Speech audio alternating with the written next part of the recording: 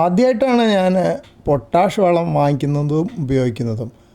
Potash ഇതിലെഴുതി കാണാം 0050 എന്ന് വെച്ച് കഴിഞ്ഞാൽ NPKയിൽ സാധാരണ ഞാൻ ഉപയോഗിക്കുന്നത് 19 ആണ് ഉപയോഗിക്കാറ്. അപ്പോൾ അതിൽ 3 നൈട്രജൻ, ഫോസ്ഫറസ്, പൊട്ടാസ്യം 3ഉം 19 അനുപാതത്തിലുണ്ടാവുക. പക്ഷേ ഇതിൽ Nഉം Pയും ഇല്ല, അതുകൊണ്ടാണ് NPK 0050 എന്ന് എഴുതിയിരിക്കുന്നത്. അപ്പോൾ ബാക്കി റേഷ്യോ എനിക്കറിയില്ല. പിന്നെ 2 തരം പൊട്ടാസ്യം വളങ്ങളുണ്ടെന്നാണ് പറയുന്നത്. മ്യൂറിയേറ്റ് ഓഫ് പൊട്ടാഷും സൾഫേറ്റ് ഓഫ് പൊട്ടാഷും. മ്യൂറിയേറ്റ് എന്ന് പറയുന്നത് സാധാരണ ക്ലോറൈഡാണ്.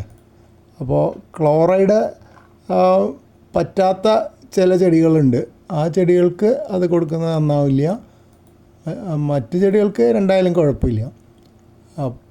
പൊട്ടാഷ്, അതായത് സൾഫേറ്റ് ഓഫ് പൊട്ടാഷാണ് വില കൂടുതൽ. പക്ഷേ ഇതിപ്പോൾ ഏതാണെന്ന് എനിക്കറിയില്ല. അതിൻ്റെ മുകളിൽ ഞാൻ നോക്കിയിട്ട് എവിടെയും കണ്ടില്ല. ഇത് ഓൺലൈൻ വാങ്ങിച്ചതാണ്. എന്തായാലും ആദ്യമായിട്ടൊന്ന് പരീക്ഷിക്കാൻ പോവുക. എന്തിനാണെന്നല്ലേ, അതായത് ചെടികൾക്ക് പൂക്കളുണ്ടാവാനും ഫലങ്ങളുണ്ടാവാനും പൊട്ടാസ്യം അത്യാവശ്യമാണെന്ന് പറയുന്നത്. പ്രത്യേകിച്ച് ഇലകൾ കൂടുതൽ വളരാനാണ് നൈട്രജൻ്റെ ഉപയോഗം. അപ്പോൾ പൂക്കളുണ്ടാകുന്ന സമയമാകുമ്പോൾ പൊട്ടാസ്യം കൊടുക്കണമെന്ന് പറയുന്നുണ്ട്. അപ്പോൾ ഞാൻ കഴിഞ്ഞ പ്രാവശ്യം ചെയ്തത് ചാരം ഇട്ട് കൊടുക്കുക ചെയ്തത്.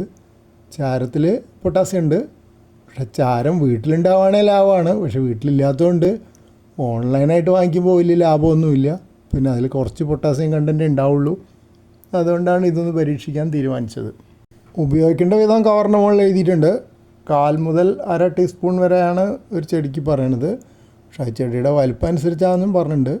1 ലിറ്റർ വെള്ളത്തിൽ കലക്കിയിട്ട് വേണം ഉപയോഗിക്കാനെന്നാണ് പറഞ്ഞിരിക്കുന്നത്. പിന്നെ ഞാൻ വേറെ വായിച്ച് നോക്കിയപ്പോൾ മ്യൂറേറ്റ് ഓഫ് പൊട്ടാഷ് സ്പ്രേ ചെയ്യാനൊക്കെ പറ്റുമെന്ന് പറഞ്ഞിട്ടുണ്ട്, ഇലകളിൽ സ്പ്രേ ചെയ്യാൻ. മറ്റേ സൾഫേറ്റ് അങ്ങനെ ഉപയോഗിക്കാൻ പറ്റില്ല എന്നും പറയുന്നുണ്ട്. പക്ഷേ അതിപ്പോൾ ഇതേതാണെന്ന് എനിക്ക് മനസ്സിലായില്ല. എന്നിട്ട് എവിടെയെങ്കിലും ചെറുതായിട്ട് ചിലപ്പോൾ എഴുതി വെച്ചിട്ടുണ്ടാവും, എൻ്റെ ശ്രദ്ധയിൽപ്പെടാനായിട്ടായിരിക്കാം.